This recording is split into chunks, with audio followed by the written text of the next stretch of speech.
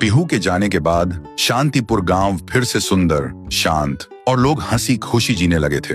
एक रात गांव में एक शादी हो रही थी। पूरा गांव शामिल था। सब धूमधाम से शादी मना रहे थे और तभी गुड़िया जमीन में लेटे हुए आती है और अचानक उठकर सीधा दुल्हन को खा जाती है। ये देखते ही लोगों के बीच में अफरा तफरी मच जाती है। कोई भागता है, कोई चिल्लाता है और वो गुड़िया खड़े होकर एक बच्चों जैसा गाना गाती है और फिर एक के बाद एक सबको मौत के घाट उतार देती है और फिर वो गायब हो जाती है।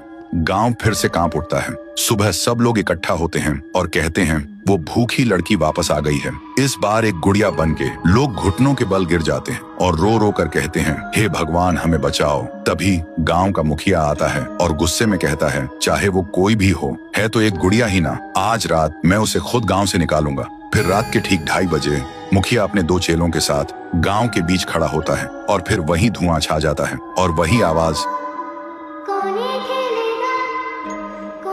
वो गुड़िया धुएं से निकलती है और सीधा मुखिया के पास चल के आती है। मुखिया कहता है, निकल जा मेरे गांव से, नहीं तो तुझे यहीं बिखरा दूंगा। गुड़िया हंसती है और कहती है, तेरे से पहले भी किसी ने ये सोचा था। और उसी पल वो गुड़िया बड़ी होने लगती है और अपनी पैर से तीनों को कुचल के मार डालती है। सुबह जमीन पे सिर्फ खून के धब्बे रह गए थे, लाशें जैसे हवा हो गई हो। लोग समझ गए ये कोई आम गुड़िया नहीं, इसके अंदर कुछ और ही शक्ति है। तभी गांव की एक बूढ़ी औरत कहती है, इस गुड़िया को हम गांव से नहीं निकाल सकते, इसे तो सिर्फ पीहू ही गांव से निकाल सकती है। फिर सभी लोग उसी जगह जाकर खाना रखते हैं और दिल से पीहू को पुकारते हैं, भूखी देवी वापस आइए, गांव को बचाइए। तभी जमीन से एक आवाज निकलती है पीहू, पीहू, पीहू, और मिट्टी से बनने लगती है पीहू। लोग चिल्लाकर कहते हैं, देवी हमें बचा लो।